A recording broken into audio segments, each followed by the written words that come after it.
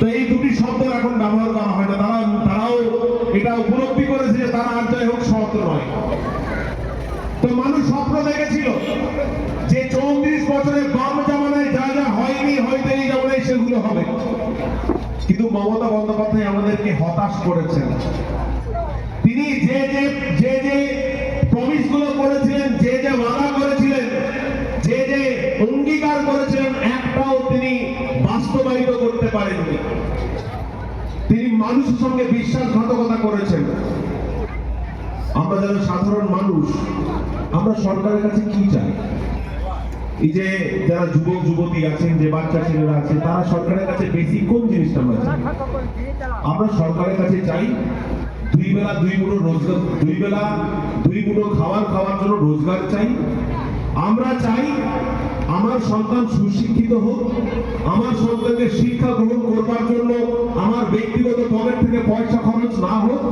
আমার মেয়েটি যখন বাইরে শিউরিতে পড়তে যাবে, সে যখন বাড়ি ফিরবে, যদি তার বাড়ি ফিরতে একটু দেরি হয়ে যায়, আমাকে যেন দুশ্চিন্তা করতে না হয়।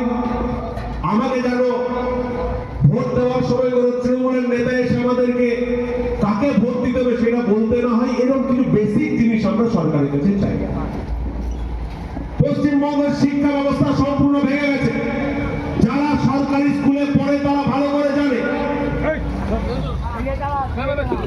যারা সরকারি স্কুলে পড়ে তারা ভালো করে জানে যে প্রাইমারি স্কুলের পড়াশোনা একদম গোল্লায় চলে গেছে। প্রাইমারি স্কুলে পড়াশোনা হয় না। আজকে একটি বাচ্চা ছেলে যাকে নিয়ে আপনি স্বপ্ন দেখছেন যে সে বড় হবে, ডাক্তার হবে, ইঞ্জিনিয়ার হবে, সে সুশিক্ষায় শিক্ষিত হতে পারছে না। একটি স্কুলে, একটি প্রাইমারি স্কুলে গড় শিক্ষক হচ্ছে 2 জন। স্কুলে শিক্ষক নেই। রাজনগর ব্লকে 3টি স্কুল বন্ধ হয়ে গেছে। এখানে রাজার কেন বলে একটি স্কুল আছে, রাজার কেন উচ্চ প্রাথমিক বিদ্যালয় বন্ধ হয়ে গেছে। এখানে আরেকটি স্কুল আছে, তার নাম শামসুল বলে একটা স্কুল আছে, 3টি স্কুল আছে, বন্ধ হয়ে গেছে।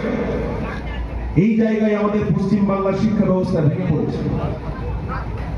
আমি যে কথাটি বলতে চাই, এই জনসভার মধ্যে দিয়ে, আমাদের এই রাজ্যের মাননীয় মুখ্যমন্ত্রী যখন ভোটের জন্য প্রচার করেন, তখন তিনি বারবার লক্ষ্মী ভান্ডারের কথা বলেন। তিনি বলেন যে লক্ষ্মী ভান্ডার নাকি বাংলার বিপুল উন্নতি হয়েছে। লক্ষ্মী ভান্ডার ঠিক আছে, ভালো প্রকল্প, মায়েরা একটা স্বল্প পরিমাণ অর্থ পাই। আমরা যারা বিজেপি করি, আমরা সেটাকে অপছন্দ করি। নিশ্চিতভাবে এই সমাজের যারা মায়েরা আছেন তাদের ব্যাংক অ্যাকাউন্টে অল্প একটা টাকা যাচ্ছে, ভালো জিনিস। কিন্তু যেগুলো হচ্ছে না সেইগুলোকে মাথার মধ্যে রাখতে হবে। আমার সন্তান সুশিক্ষিত হতে পারছে না। আমি যে গরিব থাকবে, আমি যে গরিব আছি, আমার সন্তান যদি ঠিকঠাক ভাবে শিক্ষিত না হয়, আমার যে অবস্থা, আমার যে পারিবারিক অবস্থা, সেই পারিবারিক অবস্থায় কিভাবে পরিবর্তন হবে? আমি যদি আমার সন্তানকে শেখাতে, লেখাতে, পড়াতে না পারি, তাহলে আমার যে বর্তমান পরিস্থিতি থেকে আমি কিরকম ভাবে মুক্তি পাবো? পশ্চিমবাংলায় নারী সুরক্ষা তলানিতে পড়ে গেছে। পশ্চিমবাংলায় প্রত্যেক দিন একটা নারীর ধর্ষণ হয়, এবং সেই ধর্ষণ প্রসঙ্গে আমাদের রাজ্যের মুখ্যমন্ত্রী যারা ধর্ষণ করে তাদেরকে তিনি বাহবা দেন। আমাদের রাজ্যের মুখ্যমন্ত্রী যে সমস্ত নারীরা ধর্ষিতা হয় তাদের জন্য তিনি একটাও কথা খরচ করেন না। বড় যে নারীরা ধর্ষিত হয়, আমাদের রাজ্যের নারী মুখ্যমন্ত্রী তাদের দোষ দেখেন।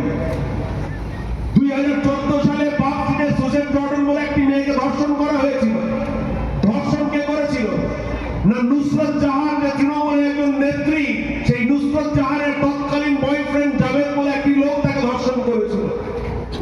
তাকে বাঁচানোর জন্য, একজন ধর্ষককে বাঁচানোর জন্য সেই কেসটি যিনি তদন্ত করছিলেন দময়ন্তী সেন, রাতারাতি মমতা বন্দ্যোপাধ্যায়ের সরকার তাকে বদলি করে দিল। আমরা সবাই জানি, দেখেছি ঘটনাগুলো।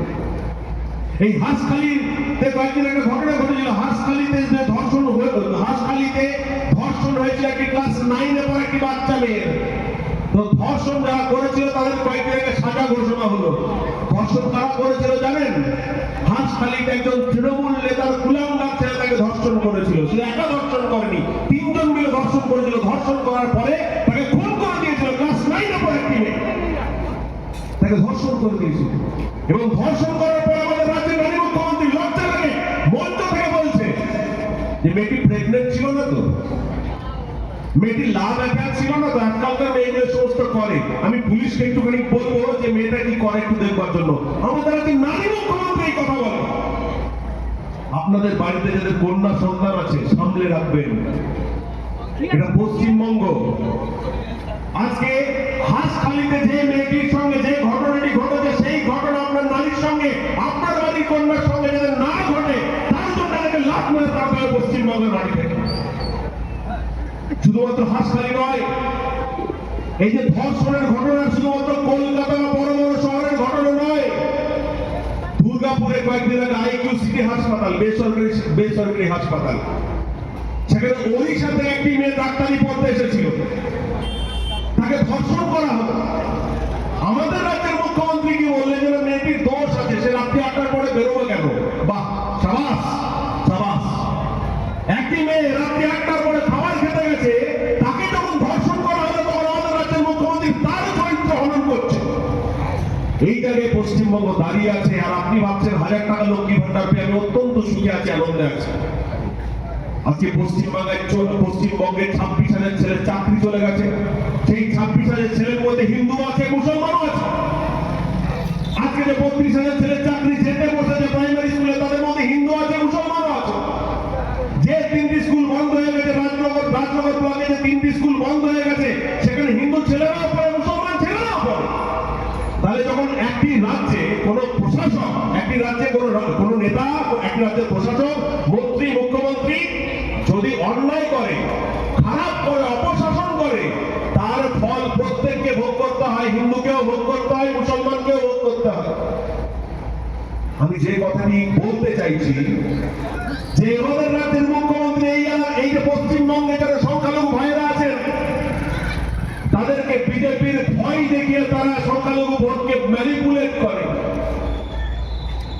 আমাদের দেখবেন যারা বাড়িতে মায়েরা যখন বাচ্চারা খাবার খায় না, তখন বাড়িতে মায়েরা কি করে, যে মায়েরা বাচ্চাকে কোলে কোলে বাইরে নিয়ে যায়, এবং যখন খাবার খায় না তখন মায়েরা বলে দেখ ভাই এই খাবার খানো আমাদের বুঝি আসছে, ধরে নেবে, হয়তো দেখেছিস, ধরে নিয়ে চলে যাবে।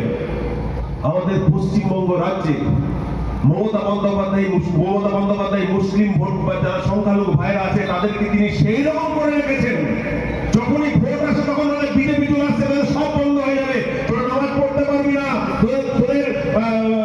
তোদের মসজিদ ভেঙে দেবে, তোদের ঈদ পালন করতে দেবে। এই সমস্ত ভয় মমতা বন্দ্যোপাধ্যায় তোদের প্ল্যান করে মুসলিমদেরকে এই ভয়টা দেখায়। উত্তর আমাদের ভারতবর্ষে প্রায় 15টি রাজ্যে বিজেপির একক শাসন আছে। তার মধ্যে সবচেয়ে বৃহত্তম শাসন যেখানে ভারতবর্ষে সবচেয়ে বেশি জনসংখ্যা আছে, সেটা হচ্ছে উত্তরপ্রদেশ। উত্তরপ্রদেশে একজন হিন্দু সন্ন্যাসী, তিনি সেখানকার মুখ্যমন্ত্রী। সেখানকার সংখ্যালঘু পপুলেশন পশ্চিমবঙ্গের থেকে বেশি। আমি প্রশ্ন করতে চাই, এখানে যদি কোনো সংখ্যালঘু ভাইরা আছেন, যদি তিনি আমার কথা শুনতে পারেন, প্রশ্ন করতে চাই যে গুজরাটে, উত্তরপ্রদেশে সংখ্যালঘুদের সঙ্গে কি করা হয়েছে? শুধু তাই নয়, উত্তরপ্রদেশে হযরত আলী যিনি ছিলেন একজন চিশতি, যিনি ছিলেন একজন সন্ত, যিনি একজন দরবেশ ছিলেন, সেই হযরত আলীর জন্মদিনে প্রত্যেক বছর সরকারি ছুটি থাকে। পশ্চিমবঙ্গের মাননীয় মুখ্যমন্ত্রী জানেন অব্দি না। সুতরাং আমি এই মঞ্চ থেকে যে কথাটি বলতে চাই, যে হিন্দুরা যে কথাটি বলতে চাই, বিজেপি কোনোদিন মুসলমানকে ঘৃণা করে না। বিজেপি একটি রাজনৈতিক দল। যখন ভারতবর্ষের প্রধানমন্ত্রী যখন বলেন সবকা সাথ, সবকা বিকাশ, সবকা বিশ্বাস, এবং যতগুলো কেন্দ্রীয় প্রকল্প আসে, সেই কেন্দ্রীয় প্রকল্পের গায়ে হিন্দু বা মুসলমান লেখা থাকে না। তাই আমি মঞ্চ থেকে বলতে চাই যে এই যারা হিন্দু মুসলমান করে, যারা মুসলমানকে ভয় দেখায়, তাদেরকে লাখ মেরে পশ্চিমবঙ্গ থেকে তাড়াতে হবে। আজকে আমার পূর্বের বক্তারা অনেক কথা বলেছেন। আমি ধর্ষণ নিয়ে বললাম, শিক্ষা নিয়ে বলেছি, স্বাস্থ্য নিয়ে আমার পূর্বে দাদা বললেন। এখানে যে হাসপাতাল আছে, সেই হাসপাতালের বেহাল দশার কথা তিনি বলেছেন। শুধুমাত্র এই বেহাল দশা বেলেরাতে হয়নি, এই বেহাল দশা সিউড়িতে যে সুপার স্পেশালিটি হাসপাতাল আছে, সেখানে সে একই বেহাল দশা আছে। যদি কোনো সুস্থ মানুষ সিউড়ি সুপার স্পেশালিটি হাসপাতালে কোনোদিন যায়, সে অসুস্থ হয়ে বাড়ি ফিরবে। সেখানে যে টয়লেট গুলো আছে, সেখানে যে বাথরুম আছে, যদি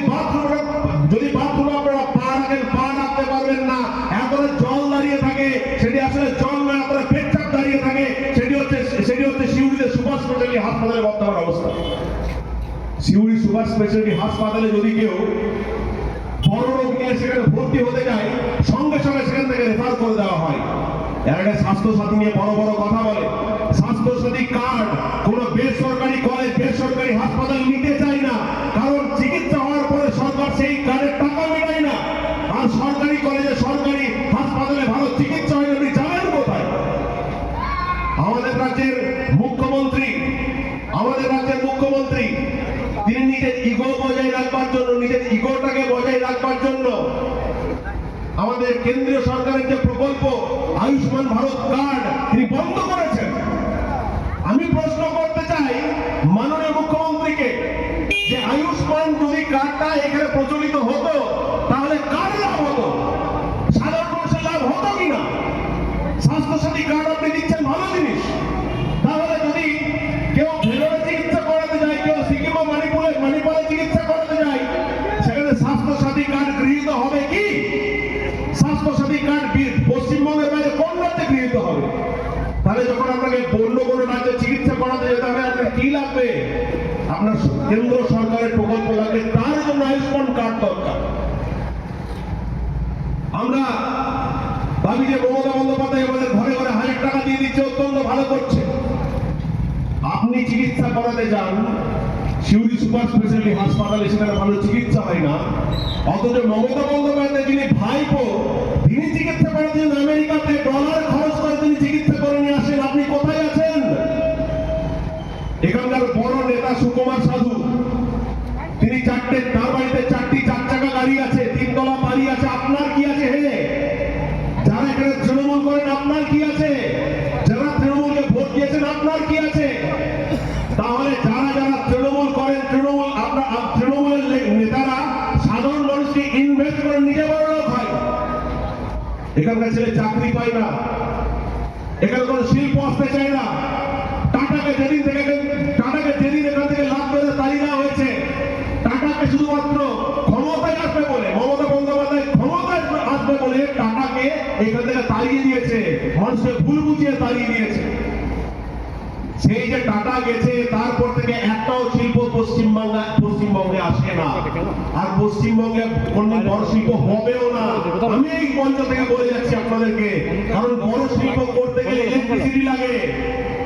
পশ্চিমবাংলায় যে টোটাল ইলেকট্রিসিটি উৎপাদিত হয়, সেই ইলেকট্রিসিটি যথেষ্ট নয় একটি বড় শিল্প চালানোর জন্য। সুতরাং মমতা বন্দ্যোপাধ্যায় যতই বড় বড় শিল্প সম্মেলন করুন, পশ্চিমবঙ্গে একটাও শিল্প হবে না মমতা বন্দ্যোপাধ্যায় বাবার ক্ষমতারই করা। তিনি মানুষকে ভাওতা দিয়ে এতদিন ঠিক আছেন। আচ্ছা, যারা এখানকার ব্যক্তিরা আছেন, আমি প্রশ্ন করতে, এই জায়গাটা কি? এই জায়গাটা তো প্রতীক্ষালয়, সরকারি টাকায় তৈরি করা প্রতীক্ষালয়। সেখানে সরকারি ব্যানারে বাঁধানো তাদের হাসি দিয়ে তারা কেন এখানে প্রচার করবে? এখানে দেওয়া আছে বাংলার শপথ, মাই ফুড বাংলা শপথ। কিসের বাংলা শপথ? এই যে প্রত্যেকটা গ্রামে গ্রামে রাস্তা হয়েছে, আমাদের অটল বিহারী বাজপেয়ী সেই রাস্তা করে দিয়ে গেছেন। প্রধানমন্ত্রী গ্রাম সড়ক যোজনার মধ্যে দিয়ে আজকে শহরের সঙ্গে প্রত্যেকটা গ্রামকে পাকা রাস্তায় জোড়ার কাজ অটল বিহারী বাজপেয়ী করেছেন। আজকে তিনি বড় বড় কথা বলছেন।